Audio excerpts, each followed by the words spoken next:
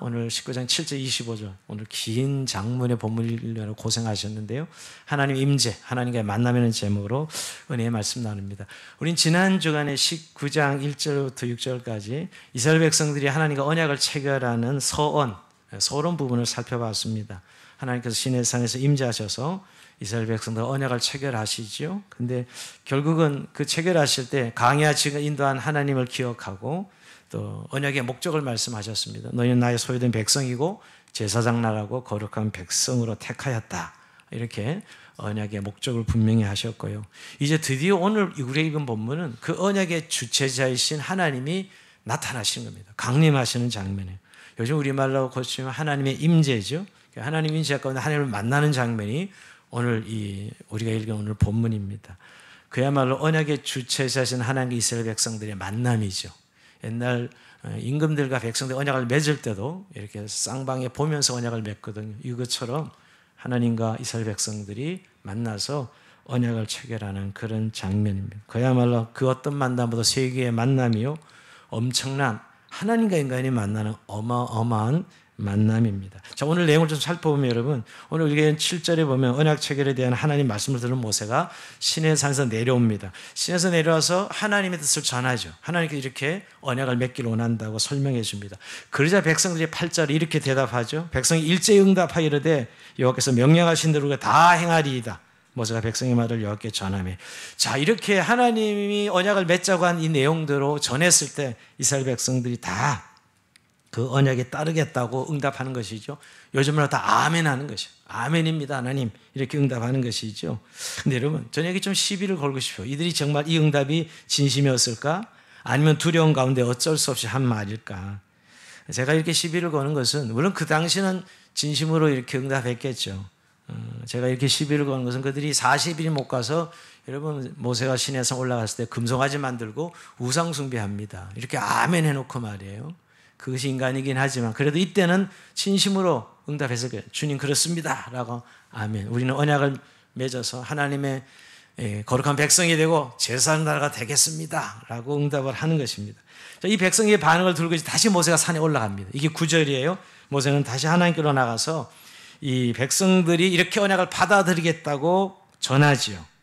그러자 하나님께서 이제 이스라엘 백성들에게 내가 나타나겠다라고 이렇게 선포합니다. 자, 9절에 보면 여호와께서 모세에게 이르시되 내가 빽빽한 구름 가운데 내게 임함은 내가 너와 말한 것을 백성들이 듣게 하며 또한 너를 영영히 믿게 하려 함이니라. 자, 이제 백성들 가운데 나타나시겠다고 말씀하시는데, 근데 일반적으로 나타나심이 아니라 빽빽한 구름 가운데, 자, 이렇게 오늘 한마디로 표현하고 있죠. 한마디로 어미하신 하나님, 위험 가운데 하나님이 나타나시겠다는 거예요. 나타난 이유가 있다면 하나님을 믿게 하고 또 중보자인 중재자인 모세를 믿게 하겠다 하는 의미로 나타나시겠다 합니다. 그러시면서 하나님은 모세에게 이 언약 체결 준비를 시킵니다. 즉 하나님의 강림하시기 전에 너희가 준비할 거 4가지가 있다라고 말씀합니다. 몇 가지요? 4가지입니다. 자, 오늘 첫째는 이스라엘을 기다리게 합니다. 11절에 보면 여러분, 준비하게 하여 셋째 날을 기다리게 하라. 바로 아멘하고 바로 언약 체결한 게 아니라 3일을 기다리게 해요. 3일을 기다리게 합니다. 이것은 여호와를 위해서 준비하는 시간이고 기다림의 시간이고 바라봄의 시간이죠. 여러분, 사람에게 어떤 일이든지 이 기다림이 있다는 걸 아십니까? 우리가 기다림 없이 맞이하는 일은 사실은 그 의미가 없어요. 그 실제 나한테 왔다 하더라도 그것이 진짜 준비하지 않으면 내 것이 되지 않습니다. 우리가 항상 기다림은 바라보는 시간이죠. 예전에 보면 애들이 아빠 외국에 나갔다 올 때 보면 아빠가 들어올 때 자기 선물을 사거든요. 눈 빠지게 기다립니다. 아빠가 오면 그 선물이 자기에게 채워지기 때문이죠. 그러니까 하나님은 오늘 이스라엘 백성들을 그렇게 기다리게 하셔서 하나님을 온전히 바라보게 하는 그런 준비를 첫 번째 시킵니다. 자, 두 번째는 백성들이 옷을 빨게 합니다. 자, 10절에 보니까 여호와께서 모세에게 이르시되 너는 백성에게 가서 오늘과 내일 그들을 성결하게 하며 그들의 옷을 빨게 하고. 자, 옷을 빨게 하는 거, 이게 회개의 의미죠. 옷을 빨게 합니다. 좀 이따 설명할 거고요. 세 번째 또 15절에 보면 그 기간 또 여인을 가까이 하지 말라.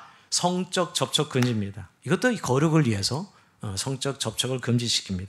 자, 이 네 번째도 중요한데 마지막 어떤 준비를 시키냐면 시내산에 산이 강림하실 때 주위의 경계를 정해가지고 백성들이 그 이상 넘어오지 못하게 합니다. 자, 12절 보면 여러분, 너를 백성을 위하여 주위에 경계를 정하고 이르기를 너희는 산과 산에 오르거나 그 경계를 침범하지 말지니 산을 침범하는 자는 반드시 죽임을 당할 것이리라. 산 사면의 경계를 표현합니다. 자, 산 꼭대기에 하나님이 임재하시는데 어느 정도 선의 경계를 정하는 것이지요. 그 이상 넘어오지 못하러 갑니다. 그 이상 가까이 오는 자는 짐승이든 사람이든 반드시 죽을 것이라 합니다. 왜 이렇게 하시죠? 하나님이 거룩하신 때문입니다. 하나님께서는 죄인들이 하나님께 가까이 하면 죽는 걸 알고 계셨어요. 그러니까 절대 호기심으로 시내산에 오르지 않도록 하십니다. 그러니까 하나님에게로 나갈 때는 하나님의 거룩한 합당한 방법으로 나가야 되는 것이죠. 물론 살펴보겠지만 이제 직접 이렇게 나가지 못하고 결국 성막을 통해서 제사를 통해서 이제 하나님께 나갈 수 있게 하는 것을 보게 됩니다. 자, 이렇게 강림하시기 전에 이스라엘 백성들에게 준비시킨 네 가지는 한마디로 말하면 뭘까요? 거룩이죠. 성결입니다. 성결. 내가 거룩하니 너희도 거룩하라는 것입니다. 왜? 하나님을 만날 때 가장 중요한 것이죠.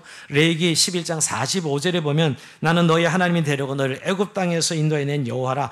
내가 거룩하니 너희도 거룩하라. 이겁니다. 언약을 체결하기 전에 하나님은 이스라엘에게 거룩을 요구해요. 여러분, 거룩은 하나님의 성품입니다. 근데 우리가 거룩이라는 용어가 사실 옛날에 담배 안 피우고 이렇게 좀 이런 이상한 액션을 취하고 이런 것들로 거룩을 생각하는 분이 아직도 있을지 몰라요. 근데 거룩은 하나님의 성품인데 두 가지가 있어요. 본질적인 아주 절대적인 거룩이 있어요. 그리고 상대적이고 현실적인 거룩이 있습니다. 처음 들어보시나요? 근데 이런 겁니다. 한마디로 절대적인 이 거룩은 쉽게 말하면 우리가 예수 그리스도를 믿어서 우리가 죄를 자백할 때 예수의 보혈의 공로로 죄사함을 얻고 그 다음에 거룩하신 하나님의 자녀가 되는 권세를 누리죠. 본질적인 변화이고 신분의 변화입니다. 이건 안 변해요. 예수 믿고 그의 보혈의 피로 우리가 거룩한 하나님의 자녀가 됩니다. 우리가 이미 예수의 피로 거룩한 자녀가 되는 것, 이게 본질적인 거룩이에요. 이게 신분의 변화지요. 우리가 그렇게 되면 이 하나님의 사랑이 끊을 수 없는 자들이 됩니다. 끊을 수 없게 되지요. 자, 근데 거룩은 여기서 끝나지 않고 두 번째 상대적이고 현실적인 거룩이 있어요. 무슨 말인가 하면 신분은 거룩한 하나님의 자녀가 됐지만 우리가 이 현실 속에 살아갈 때 보면 여전히 세상 가운데 살고 있고 우리는 뿌리 깊은 죄성과 탐욕이 있어요. 거짓이 있어요. 그런 까닭에 하나님의 자녀라고 하지만 늘 죄에 넘어지고 유혹에 흔들리고 옛사람을 따르는 구습을 쫓게 됩니다. 자, 우리는 늘 사실 이렇게 연약한 자들이에요. 그래서 우리는 거룩한 삶을 위해서 늘 옷을 빨아야 되는 거예요. 왜 옷을 빨라고 했냐면 이 회개죠, 회개. 그러니까 우리의 매일매일 삶 속에서 우리는 사실은 죄를 짓게 되거든요. 그게 우리 연약합니다. 그래서 날마다 옷을 빠는 것, 이게 죄의 회개입니다. 그래서 오늘 이스라엘 백성이 하나님을 만나기 위해서는 옷을 빨아야 되는 거예요. 죄를 돌아보고 회개하라는 것입니다. 우리가 늘 기도할 때 죄에 대한 회개를 하는 거와 마찬가지지요. 여러분, 이스라엘 백성들이 이것은 여러분 성막이 만들어지고도 그 이후에 성막에서 동물을 잡아서 피를 흘려서 반드시 회개해야만 하나님 만나게 하셨어요. 그러니까 이게 이제 매일매일 우리가 하는 회개죠. 근데 너무나 감사하게도 우리는 예수님을 통해서 언제든지 죄 사함의 용서를 받을 수 있다는 것입니다. 죄 없으신 하나님의 아들께서 죄인들을 위하여 십자가에 단번에 제물이 되어주심으로, 단번에 속죄되어 주심으로 누구든지 언제든지 예수 그리스도 앞에 나가서 자신의 죄를 자백하면, 그리고 용서를 구하면 그 피공로로 제사함을 받을 수 있다는 것입니다. 자, 여러분, 이에 대해서 피브리스 기자는 이렇게 선포하고 있습니다. 그러므로 형제들아, 우리 예수의 피를 힘입어 성소에 들어갈 담력을 얻었나니, 이거죠. 우리를 사랑하셔서 속죄 피를 주신 예수님, 그분의 피를 의지해서 우리가 죄를 고백하기만 하면 우리가 용서함 받고 깨끗함을 얻어서 담대히 하나님 은혜 앞에, 보좌 앞에 나갈 수 있다는 것입니다. 그뿐만 아니죠. 오히려 이렇게 죄를 자백하는, 죄를 이길 수 있는 힘까지도 더해 주십니다. 자신의 죄와 허물을 아파하며 통회하고 회개할 때 예수의 피로 거룩한 능력이 되고, 말씀이 능력이 되고, 순종할 수 있는 능력을 주시는 하나님이죠. 그래서 우리는 날마다 사실 더럽혀진 옷을 빨아야 됩니다. 여러분, 옷이 더럽혀진 것은 문제가 아니에요. 오히려 당연히 인간은 연약해서 옷을 더럽힐 수밖에 없습니다. 문제는 그 옷을 계속 입고 있는 게 문제예요. 우리가 더럽혀진 옷을 회개하는 가운데 예수의 피를 빨고 그리스도의 새 옷을 입는 새 사람이 되어야 되죠. 이게 교리로 말하는 성화죠. 아까 말한 본질적인 거룩이 중생이요 회개라면, 오늘 이 현실적인 회개는 거룩이 성화입니다. 성화. 우리가 날마다 하나님 앞에 죄를 고백하고 회개함으로 나가는 것이죠. 제가 왜 좀 길게 설명하냐면, 이 거룩을 준비시키신 하나님의 이 마음에 대해서 우리는 얼마나 이해하고 있는지요. 요즘은 이 거룩을 잃어버린 교회와 성도들이 점점 저는 많아지고 있다고 생각합니다. 이유는 이런 거예요. 뭐 세상살이가 다 그러지 않느냐. 이 세상이 얼마나 악하느냐. 세상이 얼마나 음란하고 타락하느냐. 우리가 뭐 이 세상 가운데 살면서 어쩔 수 없지 않느냐 하면서 그럼 매일매일 우리가 어차피 하는 게 짓는 죄인데 하나님 다 아실 텐데 하면서 회개하지 않는 겁니다. 이 매일매일 짓는 옷을 빨지 않는 것이에요. 이 지금 거룩하지 못한 교회들, 우리가 연약하고 늘 이 세상이 악하다는 건 인정하지만 오늘 우리 성도들에게 늘 예수의 피를 힘입어 늘 매일매일 죄를 회개할 수 있도록 옷을 빨 수 있게, 새 옷을 입을 수 있도록 빨아서 새 옷을 입어야죠. 그래서 하나님이 나가야 되는 것입니다. 근데 빨지 않는 거예요. 그래서 하나님이 안 나가는 거죠. 빨지 않으면 나가지 않는 거예요. 그가 본질적인 거룩은 있을지 모르나 결국 현실적인 상대적인 거룩이 없는 거라서 매일 삶 속에 하나님께 나가지 않는 것입니다. 그런다고 하나님 나 다 아시지 않습니까? 이런 쪽으로 합리화시키는 회개가 없는 오늘날의 그리스도인들, 회개가 없는 교회는 거룩을 잃어버린 교회입니다. 거룩을 잃어버린 성도들이에요.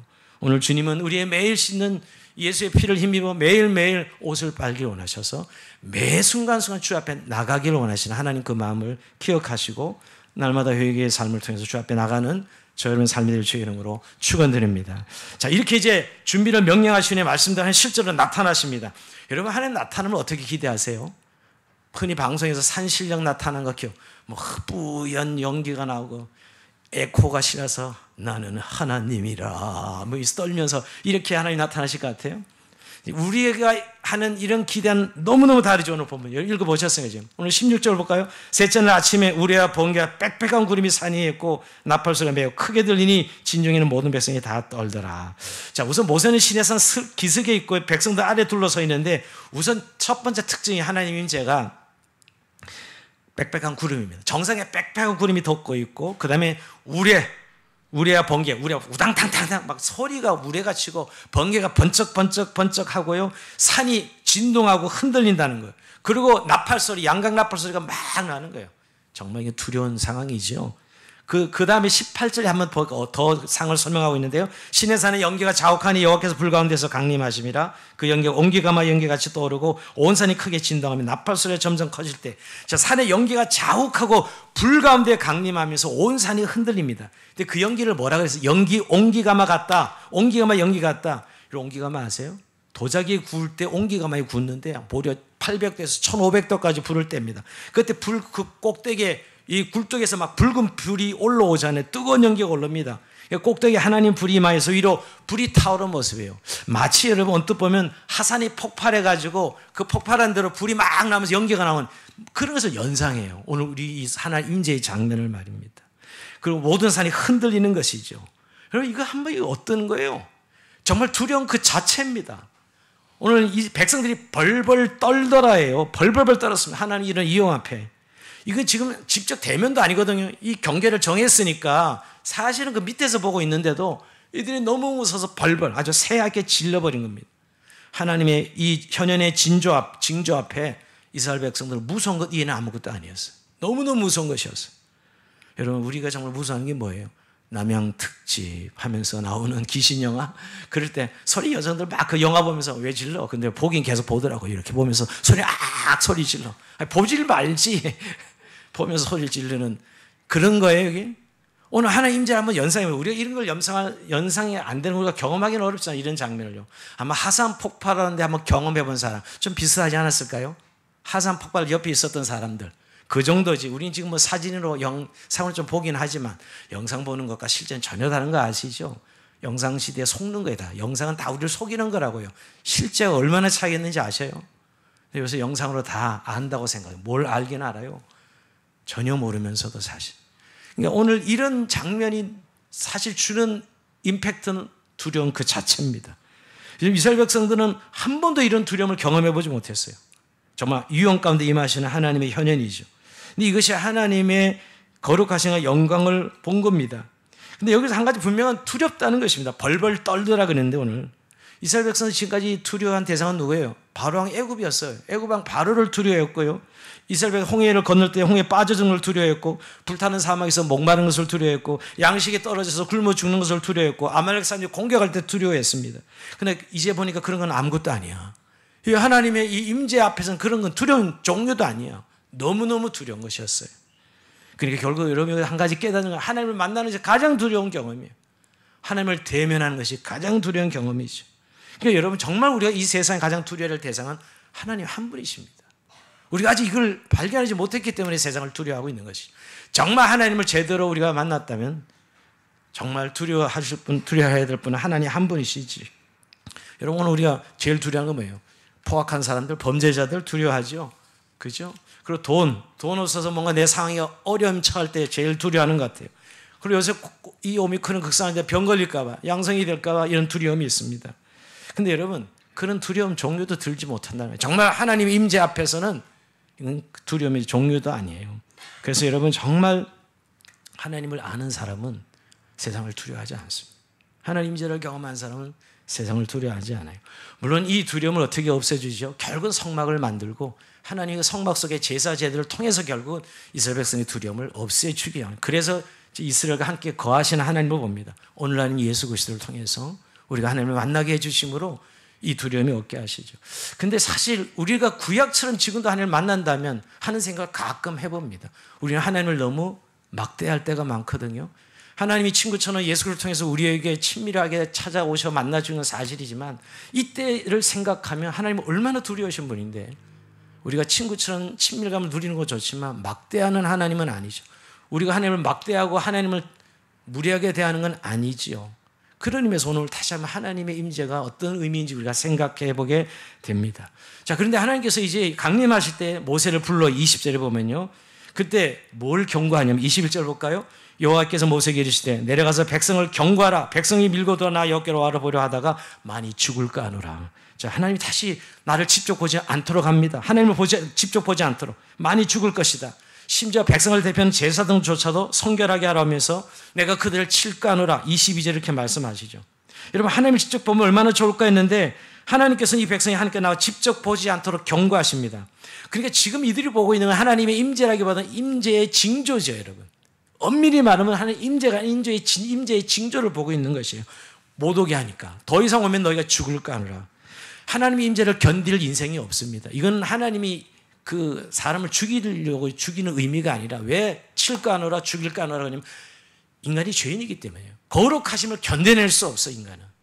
인간은 죄인이기 때문에 그 하나님의 거룩하심을 견뎌낼 수 없기 때문에 그걸 아시고 라인을 쳐서 못 오게 하시는, 왜? 죽을 것이기 때문에. 하나님이 보호하신 것 돌보심이죠. 그래서 구약에는 성막을 통해, 신약에는 예수 그리스도를 통해서 성령을 통해서 우리에게 죽지 않도록 제도적 장치를 주신 것이죠. 거룩하신 하나님 임재의 영광을 견디지 못하고 죽을 것이기 때문에 결국 하나님께서 오지 못하도록 하십니다. 보지 못하도록. 그러니까 직접적인 하나님 임재를 견딜 수 있는 인생은 없는 것이에요. 여러분, 이건 이사야 6장에도 나오지요. 여러분, 이사야가 하늘의 한상을 볼 때 천사들조차도 하나님을 직접 뵈지 못하고 날개로 얼굴을 가립니다. 이사야 6장 2절 볼까요? 스들이 모시고 섰는데 각각 6날개가 있어 그 둘로는 자기 얼굴을 가리고 둘로는 자기 발을 가리고 그 둘로는 날며.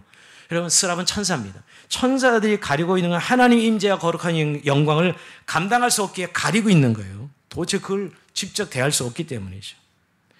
죄인은 하나님의 임재를 감당할 수 없습니다. 견딜 수 없는 것이죠. 그래서 그 죄를 가리어 하나님을 직접 만나게 하신 것이 구약엔 성막이요, 신약엔 예수 그리스도 십자가죠. 그래서 그것을 가려서 우리를 하나님을 대면할 수 있게 하신 것입니다. 자, 그러니까는 어떻게 보면 징조를 보고 두려워 떠는 이들에게 하나님께서 음성을 돌려주십니다. 자, 19절에 보면 하나님의 음성으로 대답하시더라 그러죠.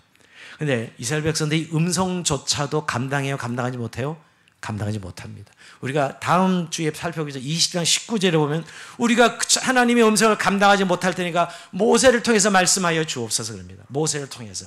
여러분, 구약엔 그래서 중보자가 나오는 겁니다. 모세가 중보자예요.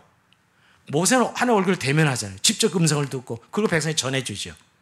여러분, 신약엔 누가 중보자예요? 우리 구주 예수 그리스도께서 육체로 오신 예수님이 하나님과 중보자가 돼서 우리에게 말씀하신 거예요.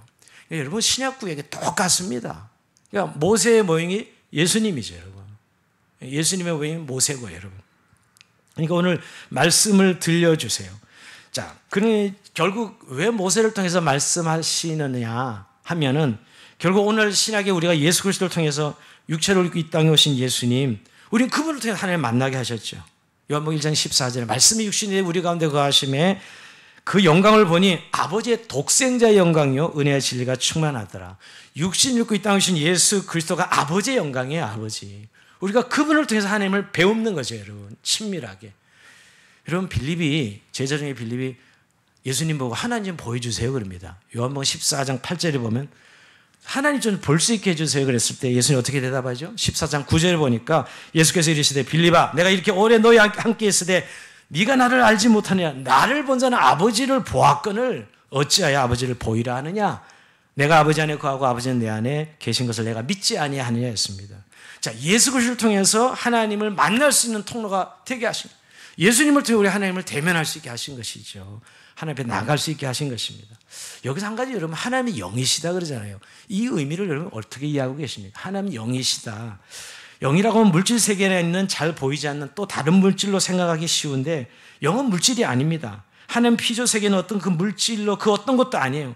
이 피조 세계는 하나님과 견줄 만한 그 어떤 것이 없습니다. 그러면서 하나님은 이 세상과 전적으로 다른 영이신 분이에요.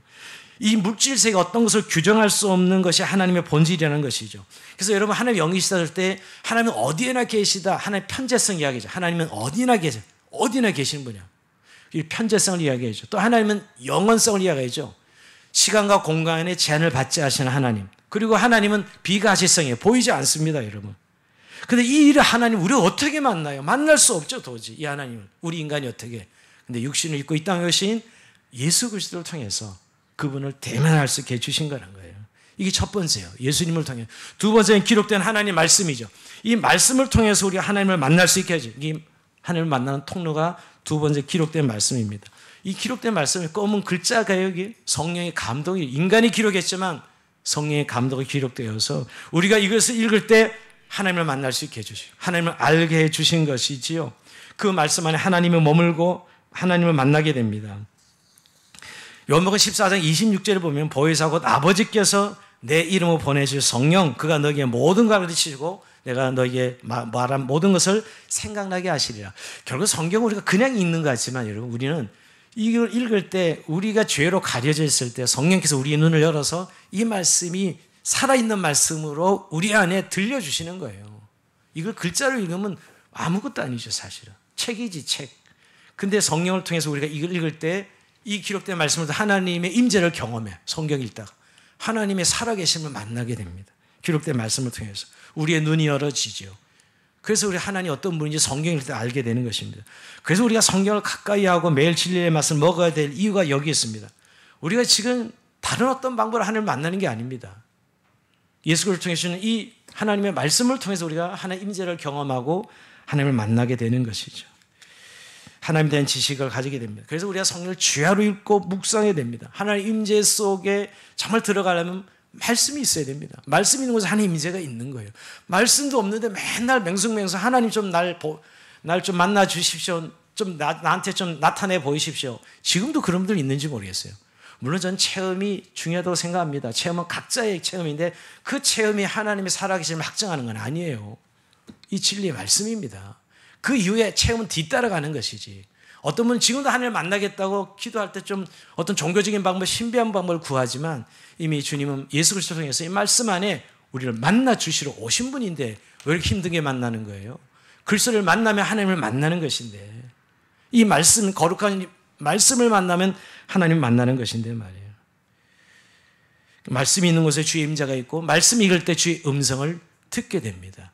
근데 아직도 말씀을 읽는데 임재를 못 누리고 음성이 안 들린다면 내가 지금 말씀을 읽고 듣는 방법이 뭔가 문제가 있는 것이죠.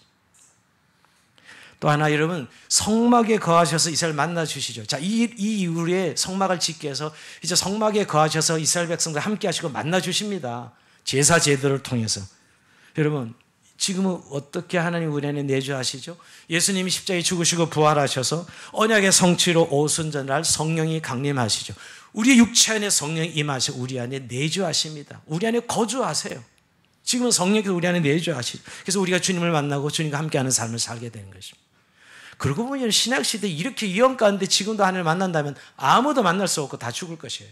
그러나 하나님이 예수 그리스도의 말씀을 통해서 또 기록된 성경 말씀을 통해서 성령님을 통해서 지금도 여전히 믿는 백성 하나님을 만나고 하나님과 함께하며 동행할 수 있는 길을 열어주셨는데 여러분 정말 하나님과 늘 만나고 계십니까? 오늘 이 언약 체결식에서 이스라엘 백성을 만난 이 사건은 제가 아까 세 개의 사건이다. 여러분 신앙은 하나님의 만남에서 시작됩니다. 내 인생은 결국 하나님과 만남에서 시작된다. 찾아오셨고 만나주시고 언약을 체결. 너는 내 백성이고 내 거룩한 제사장 나라요 나의 백성이다 하는 결국 이 시작은 하나님의 만남에서 시작된다는 것이죠. 주님은 오늘도 여러분들 만나기를 원하십니다. 만나 주시기를 원하시고요. 그래서 영생을 주시고 생명을 주시기를 원하고 계십니다. 자, 근데 어떻게 우리 하나님을 만나고 있냐고요. 여러분 오늘 구약에 이렇게 혹시 만남을 기대하고 있지는 않습니까? 아직도 종교적인 신비한 방법으로 하나님을 만나려 애쓰고 있지 않습니까? 오늘 하나님을 만날 수 있도록 그 아들 예수 그리스도를 육체로 우리에게 주셨고요. 그 예수 그리스도를 통해서 우리는 하나님을 만날 수 있고 또한 성경 말씀을 통해서 주님은 우리를 찾아오십니다. 기록된 말씀을 우리를 찾아오십니다. 그리고 성령을 통해서 우리 안에 동거하십니다. 이스라엘 백성들에게 성막 안에서 성전 안에서 만나 주셨지만 이제는 거룩한 성령으로 우리 안에 거하시면서 인격과 인격으로 만나 주시는 분이에요. 특별히 교회 공동체 안에 여러분 만나 주시는 하나님입니다. 오늘 이 예배 시간이 어떤 시간입니까 여러분? 하나님 임재하시는 시간이죠. 오늘 이 예배 가운데 임재하셔서 우리를 만나 주시는 하나님 말이에요. 얼마나 그 하나님을 누리고 있는 것입니까? 여러분 결국 사람은 누구를 만나냐에 따라 인생이 결정되는 것을 저는 깨닫게 됩니다. 여러분 인생이 만남이 결정한다는 거 아십니까? 대부분 부모님을 만나서 내 인생의 대부분이 결정되었습니다. 여러분 어떻습니까? 내 부모님으로 인해 인생의 대부분이 결정되었죠. 그 다음에 여러분 태어나서 친구를 만나서 내 삶의 많은 것들이 결정이 있는 내가 어떤 친구들과 어떤 동료들과 살아갈 때 내 인생이 결정돼요. 그리고 정말 내 인생을 결정하는 내 아내, 내 남편을 만났을 때 내 인생이 결정돼요. 또 태어날 내 아이들을 통해서 내 인생이 결정됩니다. 그리고 뭐 여러분 우리가 결국 만남이 우리 인생을 결정했다는 걸 깨닫게 되지요. 근데 후회스러운 만남도 있습니다. 그 인간 안 만났다는 데가 이렇게 후회하지 않을 텐데 하면서 후회스러운 만남이 있는지 모릅니다. 예, 그 후회스러운 만남이 남편과 아내가 아니기를 바랍니다. 예, 예. 내가 왜 이렇게 됐을까? 근데 여러분 이 어떤 만남보다 그냥 정말 내 인생을 결정짓는 만남은 하나님과의 만남입니다. 결국 하나님을 만나야 내 인생이 영생을 얻고 생명을 얻기 때문이죠. 결국 하나님을 만나는 게 있습니다. 그럼 그 만남이 다 어그러지고 내가 실패를 하더라도 내 인생에 하나님을 만난다면 괜찮습니다. 결국 그것은 하나님의 섭리 안에 오히려 내게 축복일 것이기 때문이죠. 여러분 그런데도 아직 종교 생활을 하나님의 만남으로 때우고 있지는 않습니까? 율법으로 신앙생활 하는 것이 하나님의 만남이라고 생각하지 않습니까? 내가 교회에 소속해 있으니까 나는 하나님을 만나고 있다고 생각하지는 하고 있지는 않습니까? 제가 말씀드린 것은 아까 그 세 가지 방법으로 우리가 날마다 하나님의 임재를 경험하고 있느냐는 거예요. 그래 난 세례 받았으니까 난 교회에 소속하고 있으니까 계속 하나님을 만나고 있다고 혹시 그렇게 아니하고 있지는 않냐는 거예요. 우리가 늘 하나님의 임재를 경험하고 하나님의 만남 속에 우리 인생이 살아가야 된다는 것이죠. 미국의 투자의 기재라고 하는 워런 버핏을 아십니까? 워런 버핏과의 점심 식사라는 책이 나왔습니다. 이 워런 버핏이 어떤 사람이냐? 순자산 90조 원을 보유한 세계 3위 부자입니다. 45년간 연평균 30% 투자 수익이 올린 투자의 귀재입니다. 근데 이 사람이 2000년부터 자기랑 점심 식사를 하는데 경매를 붙였어요. 자기랑 점심 먹을 때 얼마를 내야 되느냐. 근데 여러분 쭉 지금 2000년부터 지금까지 하는데 여기서 코로나 때문에 기사가 안 나오던데 제가 기억해 2019년도 이 사람이 경매 낙찰가가 이 워런 버핏과 점심 식사할 때 얼마에 낙찰되는지 아십니까? 예, 330만 100달러인데 우리 돈으로 환산하니까 35억 5천만 원이었습니다. 35억 5천만. 점심 스테이크 하나 자르는데 35억 5천만 원을 냅니다. 예, 우리 둘째가 롯데 호텔의 그 스테이 식당에서 요리할 때 한 끼가 얼마였냐면 15만 원에서 25만 원이었어요. 누가 미쳤냐 그걸 먹냐 내가 그랬거든요. 아니 프랑스 음식 암만 비싸도 15만 원 20만 원이 기본이에요. 근데 오늘 35억 5천만 원. 별로 놀라지 않으시네. 하도 비싼 걸 많이 드시니까. 그러니까 뉴욕에 스테이크 하나 자르는데 35억 5천만 원을 냅니다. 근데 이들이 아까워하지 않고 이거 내고 점심을 먹는다는 거예요. 35억 5천만을 내고 아까워하지 않고, 물론 워런 버핏이 꿀꺽 삼키는 건 아니고요. 예, 자선 사업으로 냅니다. 출연해요. 35억 5천을 다. 예, 그가 꿀꺽 삼키면 안 되지.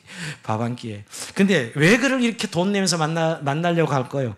여러분, 그가 워런 버핏에게서 인생의 교훈, 경험, 투자의 교훈을 얻을 수 있기 때문이에요. 그래서 이를 만나서 투자의 새로운 자기의 변화를 가져온 사람들이 많습니다. 그래서 35억을 내고 먹는 거예요. 제가 그걸 보면서 하나님을 만나려면 얼마를 내야 되나 이런 생각이 들더라고요. 우리 하나님을 만나려면 얼마를 내야 될까? 그래서 예수님과 함께한 저녁 식사는 책이 있더라고요. 제가 읽어보지 못했는데 워런 버핏과 한 정신식 식사는 책은 있는데 읽어보십시오. 그건 읽어보세요. 제가. 근데 이 예수님과 저녁 식사는 책이 있습니다. 그럼 사람들에게 하나님을 만날 기회를 준다면서 경매를 한다면 얼마나 낼까? 얼마 낼 것 같아요? 하나님은. 여기 워런 버핏은 35억인데 이 사람이 투자에 대한 여러 가지 전문가 얘기하지만 예수님의 인생의 전문가인데 35억 가지고 되겠어요? 한 100억 내야 되지 않을까요? 근데 여러분, 예수님을 만나려면 아무리 많은 돈을 내도 만날 수 없습니다. 금은 보아 자기 인생을 다 바쳐도 만날 수 없습니다. 우리가 하나님을 만나려면 여러분 결국 예수 그리스도의 은혜의 공로에 힘입어서 하나님을 만날 수 있다는 거예요. 돈으로 만날 수 있는 분이 아니라는 것이죠. 정말 예수 그리스도의 은혜로만 우리가 하나님을 만날 수 있다는 거예요. 여러분, 이런 길을 우리에게 열어주셔서 주님은 우리와 날마다 함께 하시길 원합니다. 오늘 이스라엘 백성을 만나 주신 것은, 그리고 이제 성막에서 영원히 거주하죠. 그들과 함께 살려. 지금도 성령으로 인하여 거주하고 우리를 만나고 우리와 영원토록 함께 하시길 원하시는 하나님, 이 마음에 우리가 얼마나 응답하는 삶을 살고 있느냐는 거예요. 그 하나님 내 안에 계시다고 말은 하면서도 우리가 그 하나님을 요만큼 느끼지 않으며 살아가지 않습니까? 막대하고 막 말하고 막 생각하고 막 살고 하고 있지는 않습니까?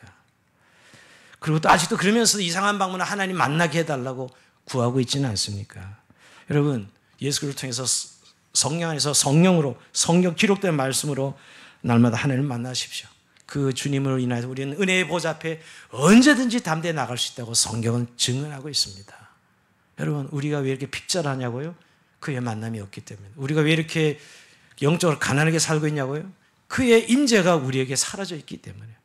요즘 성도는 너무 자기 삶에 바쁘고 자기 인생 살이가 너무 힘들다고 생각하고 그 하나님의 임재와 하나님의 만남에 대해서 소홀히 하고 있기 때문입니다.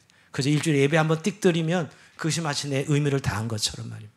오늘 하나님 우리의 삶 속에 함께 하시고 원하시고 만나기를 두드리고 계십니다. 여러분, 그 만남을 통해 날마다 하나님의 영생의 복을 누리고 은혜를 누리시고 생명과 능력에 충만한 복을 누리는 제 여러분 삶이 되길 주의 이름으로 축원드립니다. 자, 우리 찬송하면서 주님 앞에 기도하시면